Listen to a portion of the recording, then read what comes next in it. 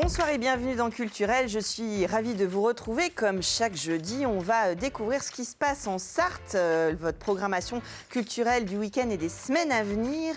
On va commencer avec le festival Malice au pays et notamment pour les plus jeunes, vous allez découvrir des spectacles du cinéma. On va en parler dans un instant. Après, on aura le plaisir de recevoir deux grandes chanteuses, Diana Higby et Violette Arnold, toutes deux dans leurs univers très différents. Bien entendu, elles seront sur scène dans les jours à venir. On en parlera avec elles.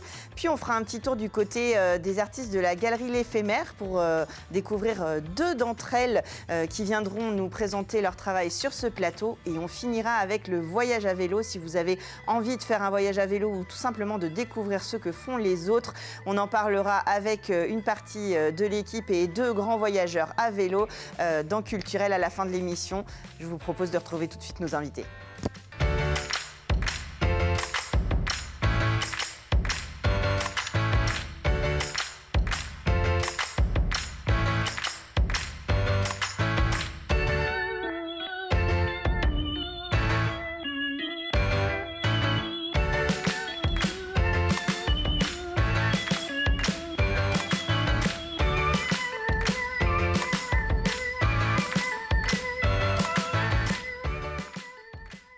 Et comme je vous le disais, c'est la 10e édition déjà du festival jeune public Malice au pays. J'ai le plaisir de recevoir Mathilde Estadieux. Bonsoir. Bonsoir. Vous êtes responsable du service culture et patrimoine du pays Vallée du Loir. Je dis toujours là, mais il n'y a pas le là.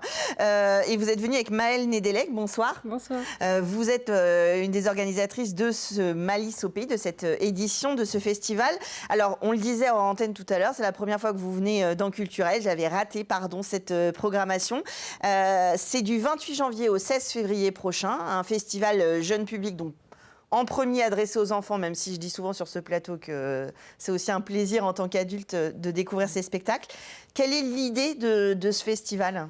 Alors l'idée de Malice au pays, c'est de pouvoir permettre à tous les enfants de notre territoire d'avoir accès à au moins un spectacle vivant, adapté à leur âge, dans l'année. C'est-à-dire que pour les écoles qui sont dans les villages, aller voir un spectacle, surtout pour des petits, des maternelles et tout ça, c'est souvent un petit peu compliqué, coûteux surtout. Oui, c'est un peu loin, au niveau des horaires, c'est pas forcément pratique pour les plus petits, etc. etc. Voilà, et puis faut payer un quart, des fois pour des spectacles qui durent une demi-heure, 40 minutes. Donc forcément, c'est pas forcément là que la priorité est. Et pourtant, on trouvait qu'accéder au spectacle vivant dès le plus jeune âge, c'est super important. On voit le bonheur sur le visage des enfants. Donc là, le principe, c'est il y a 3 grandes communes, on va dire. Nous, c'est les grandes communes. C'est la Flèche, le Lude, Montval-sur-Loire qui, tous les ans, ont leur programmation Malice au pays. Et il y a 3 villages qui postulent chaque année. Enfin, il y en a plus qui postulent, mais en tout cas 3 qui sont retenus. Ça change tous les ans et qui accueillent Malice. Et donc, ça permet d'accueillir pendant le temps scolaire. On propose à toutes les écoles du territoire de s'inscrire au spectacle. Alors, on fait le tri après parce que malheureusement, on ne peut pas satisfaire à toutes les demandes. Mais on leur permet d'accéder pour 4 € à un spectacle. Nous, on prend en charge le quart, ça ne leur coûte que 4 € et on organise tout. Comme ça. Alors, cette année, c'est Bazouge, Cré-sur-Loire, Marson et Ivray-le-Paulin. Alors, et Monsigny, le Grand Lucé. Oui, en fait, j'ai dit 3 villages, mais je triche. Ouais. Parce qu'en fait, il y en a 5, là, effectivement. Oui, c'est ça. Je suis en train de me dire, alors, je ne suis pas douée en maths, mais quand même, là... En fait, c'est parce que là, on a la commune de Bazouge-Cré-sur-Loire, la commune de Mansigny et la commune du Grand Lucé qui accueillent vraiment Malice au pays pour les scolaires. Et Ivray-le-Paulin et Marson, en fait, c'est des partenariats avec les centres sociaux. Oui. Et là, c'est des spectacles tout public, ouverts à tout public, qui sont organisés. Donc, effectivement, c'est moi qui me suis trompée. Oui, non, mais c'est ça. Alors, l'idée, c'est évidemment, là, vous nous parlez des séances scolaires, mais il y a 11 représentations grand public où on peut aller en famille, vous pouvez aller avec vos enfants, qui sont ouvertes à tous. C'est ça. Les spectacles sont sur les communes de la Flèche, le Lude, donc Montval-sur-Loire, Ivray-le-Paulin et Marson, là pour les spectacles tout public.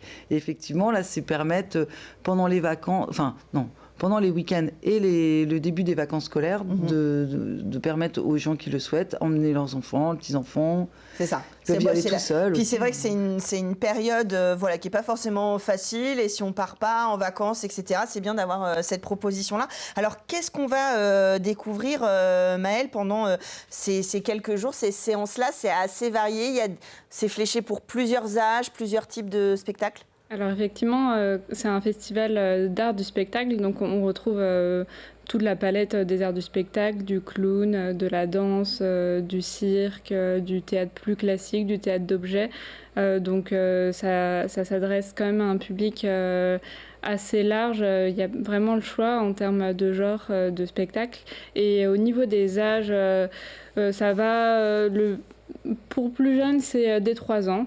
Donc sortie de la petite enfance, et puis en général c'est jusqu'à 12 ans pour les plus grands. Et puis les familles évidemment, donc comme on les peut adultes. venir avec le plus grand, le Voilà. plus petit, voilà, ça reste du jeune public, c'est visible pour tout le monde. Après, les âges, c'est aussi pour être sûr que l'enfant va bien suivre et apprécier le spectacle, mais ça n'empêche pas, voilà, surtout d'être un peu plus grand. Voilà. C'est une excuse des fois aussi d'emmener le grand au spectacle des petits. Enfin, comme nous, on se sert de nos enfants pour aller voir les spectacles. La vision est différente aussi, ça fait une double lecture. Alors, qu'est-ce qu'il va y avoir? Alors moi, il y a aussi deux films. Tout à fait, il y a 2 films au cinéma de la Flèche, le Kid. Donc il y en a un qui s'appelle La Fabrique de nuages et l'autre La vie en gros. Donc c'est pareil dans le cadre du partenariat avec les communes et puis les salles de spectacle. Donc là, pour le coup, la Flèche a proposé 2 séances de cinéma. Ouais, ça permet un petit peu d'orienter. La petite fabrique de nuages, c'est plutôt pour aller voir avec les tout petits. Et puis la vie en gros pour les plus gros, fin d'élémentaire et même collège. Voilà. Moi, j'ai vu la bande-annonce, ça m'a donné envie d'aller le voir. Donc ça marche bien. Comme vous le disiez, il y a du cirque, il y a des formes assez originales. Par exemple, j'ai noté des formes circassiennes ou autour de... Il y a le temps d'un café avec la compagnie La Générale des Mômes. C'est du marionnette, théâtre d'objets, théâtre en même temps. Il y a des formes assez hybrides en fait qui naissent. On a l'impression que... Est-ce que c'est l'expression jeune public où ils vont vraiment chercher des formats un peu différents? C'est aussi dans la programmation où on cherche à amener sur le terroir qui est un terroir aussi rural, à amener des choses assez innovantes qui peuvent changer de ce qu'on peut voir du théâtre assez classique pour amener aussi à un autre public et que ce soit accessible. Oui, c'est ça. Et après de relayer, j'imagine, l'idée là, c'est que les enfants goûtent à ce type de programmation et puis après reviennent aux autres rendez-vous qui peuvent être proposés sur votre territoire. Exactement. C'est leur donner le goût du spectacle, leur amener un peu de magie aussi, c'est important. Les enseignants aussi, ils apprécient énormément d'avoir ce temps-là parce que, en plus de ça, quand on est avec les scolaires, si je reviens aux scolaires, il y a beaucoup d'ateliers d'éducation artistique et culturelle qui sont proposés en même temps aux classes des communes qui accueillent. Donc ça ne s'arrête pas au spectacle là, pour eux. Et c'est pareil avec les centres sociaux aussi, ça leur permet de programmer et proposer à leur famille des choses différentes. Et effectivement... souvent, c'est des enfants qu'on revoit après ou des familles qu'on revoit Alors, après. c'est marrant parce que là, je le voyais, je vérifiais sur ma note parce que j'avais peur que ce soit pas ouvert à tous, mais si. L'atelier Hamlet en moins de 2 minutes, là, qui aura lieu justement à Ivray-le-Paulin, c'est des sujets, évidemment, là, les parents vont peut-être aussi être moteurs. D'ailleurs, l'atelier, il est pour les enfants comme pour les adultes, mais ça va aider aussi les parents peut-être à partager des choses qu'ils ont étudiées ou qu'ils ont vues à d'autres âges. Oui, c'est ça. Et c'est aussi un atelier qui est avant le spectacle de l'après-midi, qui est sur un peu un préquel de Hamlet, et donc qui parle plutôt de l'autre personnage qui est Horatio dans la pièce. Ouais, donc en fait, ça prépare aussi et ça donne envie peut-être d'aller voir le spectacle dit Horatio. Ça aussi, c'est important de la médiation. Alors, ça passe par les scolaires, mais voilà, des ateliers, ça permet aussi d'avoir un petit peu moins peur d'aller voir le spectacle ou tout simplement de leur donner envie, en fait. Oui. Ouais. Et les scolaires ont eu, il y a une des classes qui a eu le même atelier, mais plutôt avec le petit chaperon rouge. Donc ça leur met aussi, dans ces cas-là, un pied dans le spectacle. Et puis il y a aussi un autre atelier scolaire où ils ont pu travailler avec une des artistes, Madeleine Ardouin, du collectif Coxigru pour le spectacle Mandoline Terradi, où en fait ils ont créé une chanson qui vont jouer pendant les représentations scolaires. Et donc, ça leur a permis de finalement faire des cours de français en jouant sur les phrases, les rimes, et puis tout en étant quelque chose de drôle, en fait. Oui, c'est ça, c'est vraiment participer aussi, pourquoi pas créer des vocations. C'est important sur des villages ou des villes. Alors, évidemment, vous avez, que ce soit à La Flèche, le lieu de Montval, il y a quand même une belle programmation culturelle, mais de faire ce lien-là, parce que c'est vrai qu'on dit toujours, venez au Mans, nous, déjà, des fois, on y va un peu moins. Et finalement, cet échange, c'est ça qui est riche, comme vous disiez, pour y accéder, puis après, entretenir. Exactement. Alors, c'est pas facile d'avoir cette offre sur le territoire, dans un territoire rural. Il y a plein de freins en fait pour venir, notamment la mobilité. Pour une famille, c'est pas toujours évident de se déplacer, venir à un atelier.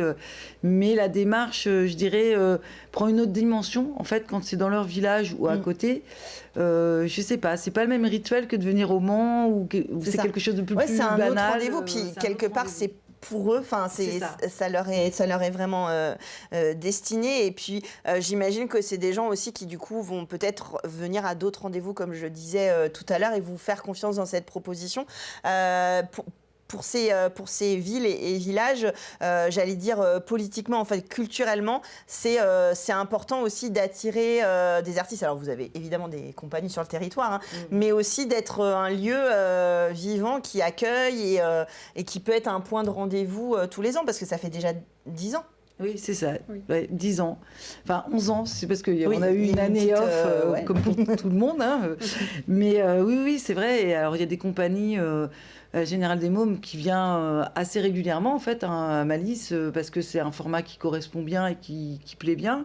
Et puis par exemple on a les Assoiffés d'Azur qui sont là pour le coup une compagnie plus locale, enfin même s'ils viennent mais ils jouent souvent à La Flèche. Donc on essaye de mixer un peu les deux. C'est une rencontre intéressante justement sur le territoire.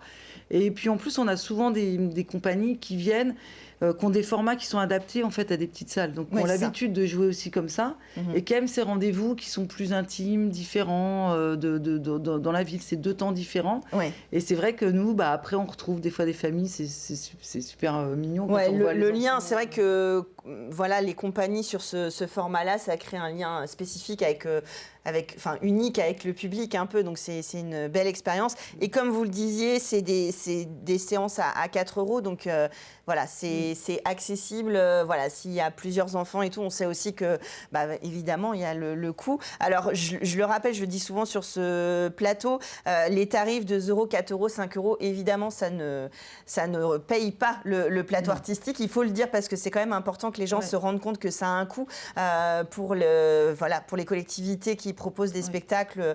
Mais évidemment, profitez-en pour aller voir ces artistes qui travaillent toute l'année et qui font des choses auprès de vos enfants en scolaire. Allez les voir aussi, revoir les spectacles même, parce que les enfants, ils aiment bien ça aussi, faire voir les spectacles avec leurs parents après les avoir vus avec leurs enseignants.